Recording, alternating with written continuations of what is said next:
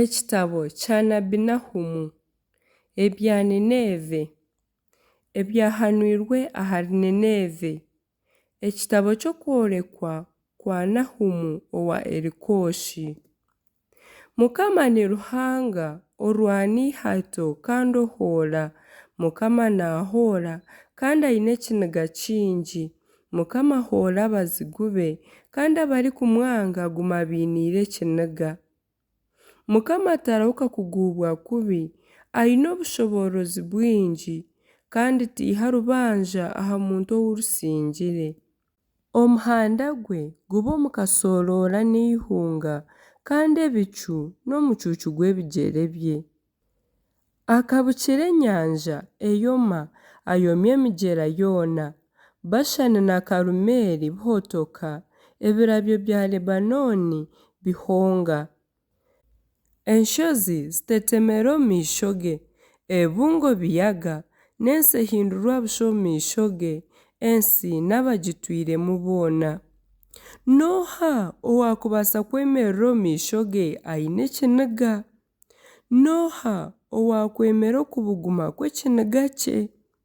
Ekiniga kye kishukirwe nk'omuriro kandi enkiri niwe azishatura. Mukama ni murungi n'ekigo kigumire ah'izooba ry'enaku kandi amanya abamuhungiraho. Konka ryamariraho kimwe abazigu be n'omwegyemure ogurikuhimintika n'amaani n'abarikumwanga ababingye abahisya omu mwirima. Ninaama kimbi ehimurugirira Mukama. Aryamariraho kimwe, abazigu be taribahoora bwa kabiri. Baryayokibwa nk'amahwa gakwatiine kandi nk'ebisinsi by'embuba ebyomere. Tihiine owaakurugiremu akagirira Mukama enaama mbi, akaha abantu obwengye bw'okukora kubi.